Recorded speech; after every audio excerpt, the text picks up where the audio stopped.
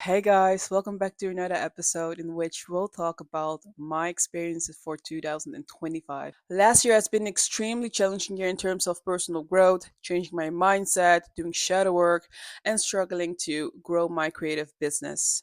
In this podcast, we'll dive into my year of 2025 and I'll share all the experiences that I went through and the lessons that I've learned. If you're not familiar with who I am, then please let me introduce myself. My name is Rosie, and I started this podcast to share my voice on this platform. In 2025, I recognized that I've been dealing with a deep rooted fear of being seen and heard, so this is my way of tackling that fear. Now, let's get started. In April, I went through some major life changing events. The day that signaled the start of this amazing journey of growth was the day that I lost my job. And with me being relieved from my position, I no longer felt burdened by extreme stress, responsibilities, or unrealistic expectations. And with this came such a strong sense of freedom to finally start the 5 year plan that I finished the day before losing my job.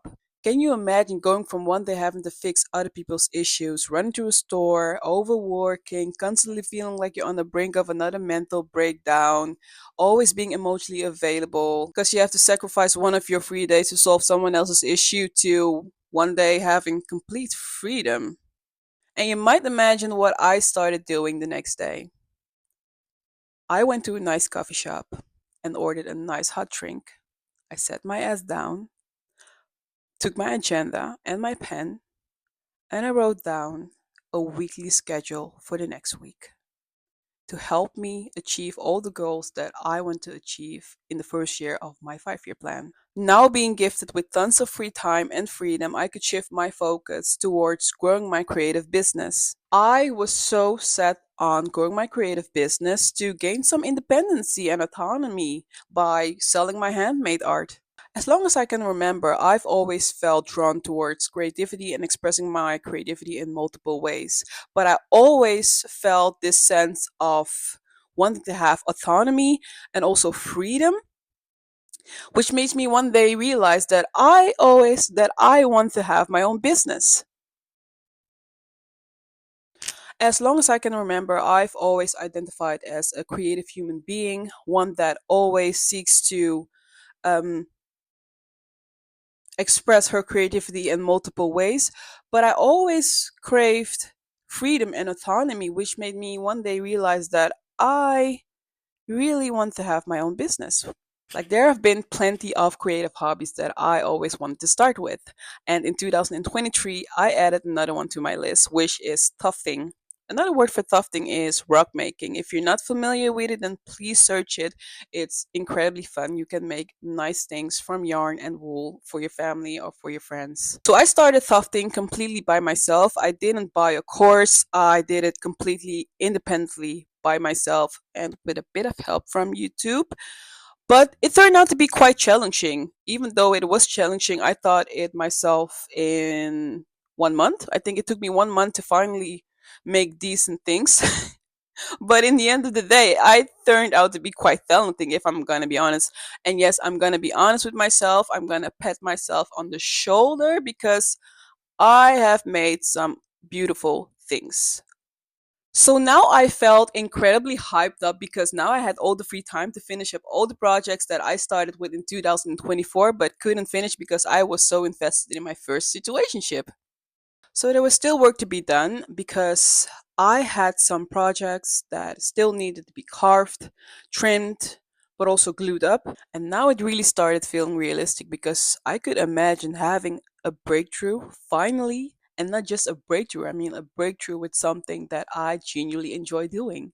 And if I was as serious as I said I was about growing my creative business, then I also had to invest all the time and energy that I had to gain the skills that someone that runs a creative business has. So after visiting the gym in the mornings, I invested all my time and energy in the afternoons and the evenings to teach myself new skills such as editing videos, but also creating content for YouTube, Pinterest, TikTok, and Instagram. Additionally, I taught myself everything about opening up a web shop, photoshopping, editing, storytelling, marketing, but also branding. And as you can hear, I have many interests, but I wanted to prepare myself for this new beginning.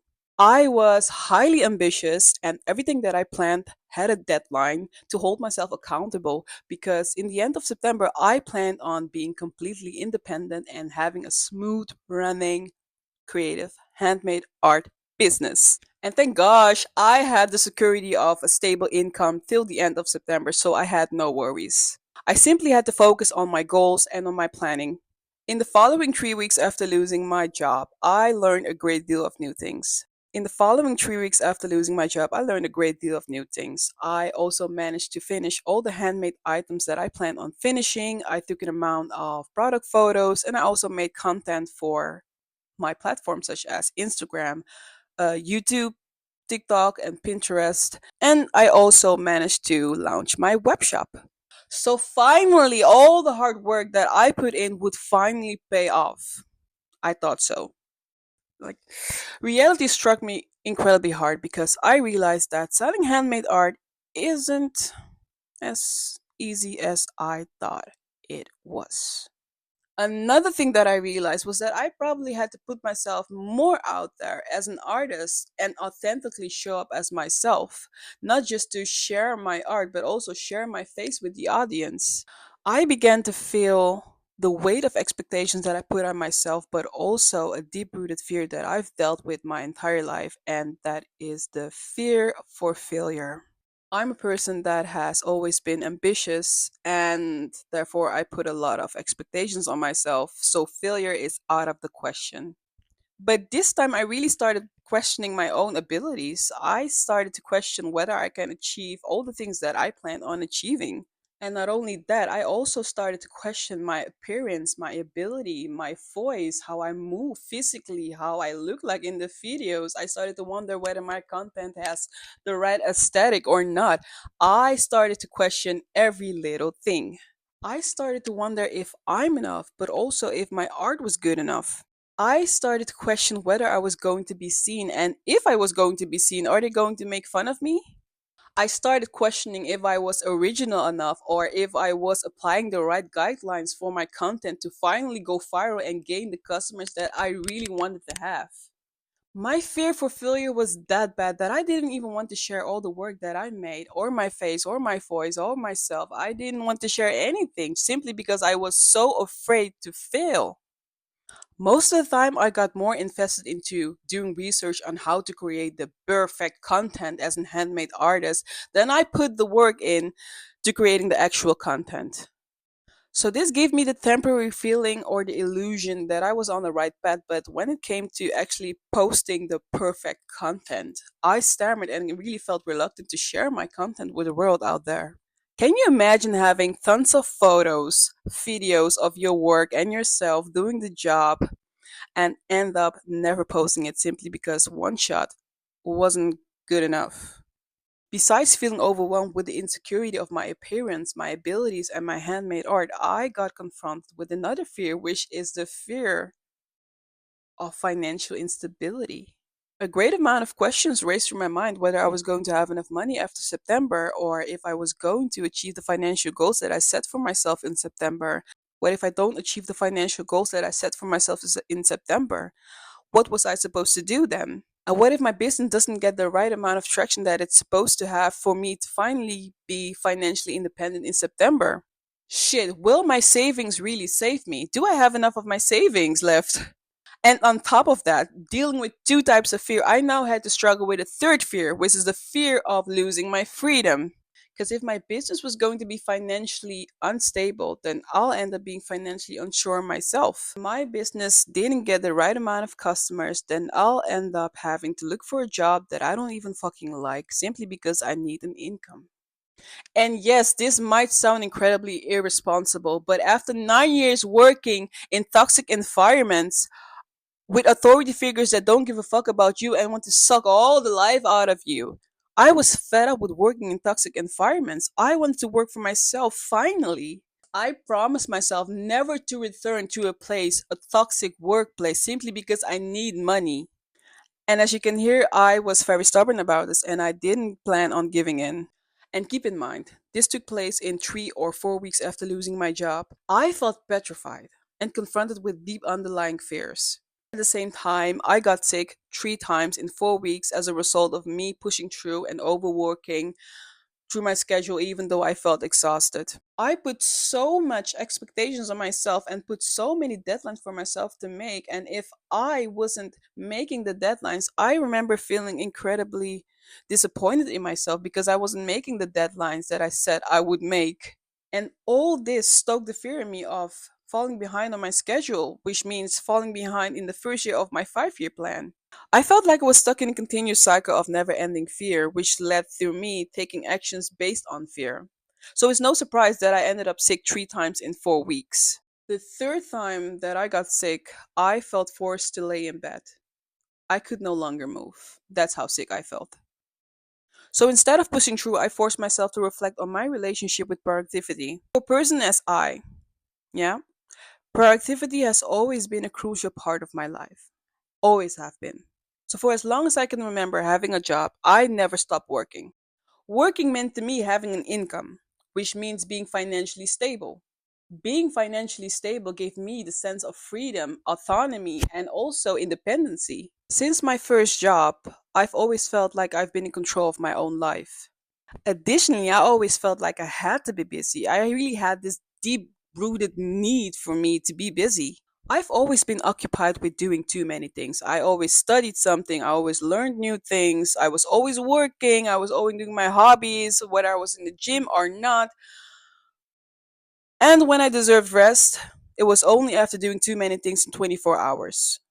My agenda has always been meticulously planned. And when I wasn't busy, I felt small, unambitious, or falling behind in life because everyone was busy achieving their goals. I thought so. So I couldn't afford to fall behind.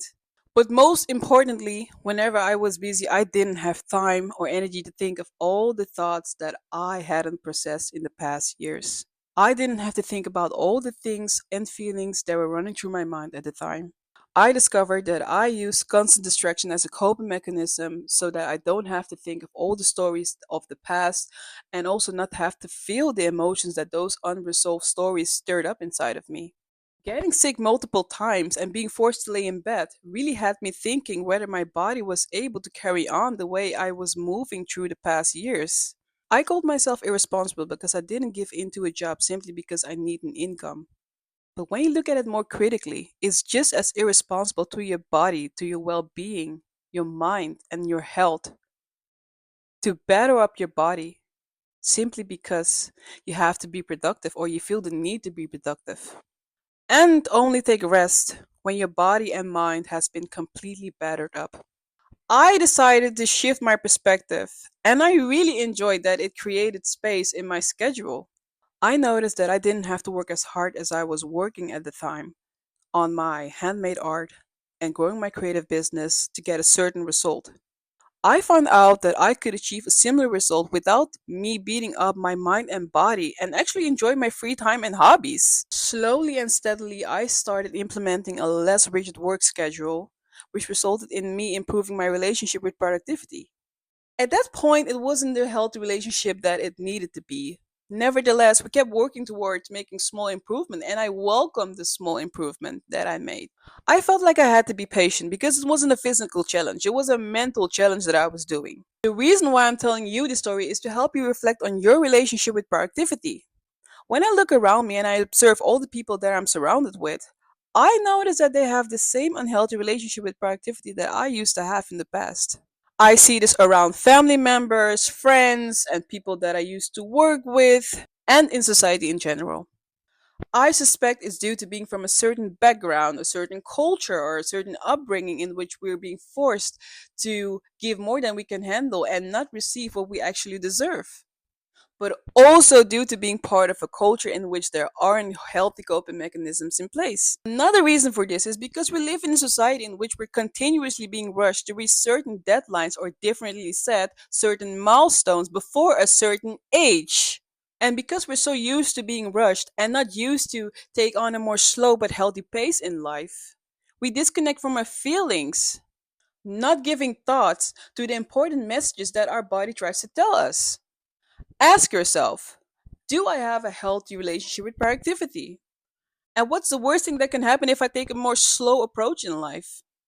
That's it for today, guys. Thank you very much for listening. And if the story resonates with you or you want to share your perspective with me, then please drop your comment in the comment section below so we can share some perspectives on the matter. Thank you very much for joining this episode, and I'll see you in the next episode. Thank you very much, guys. Bye bye.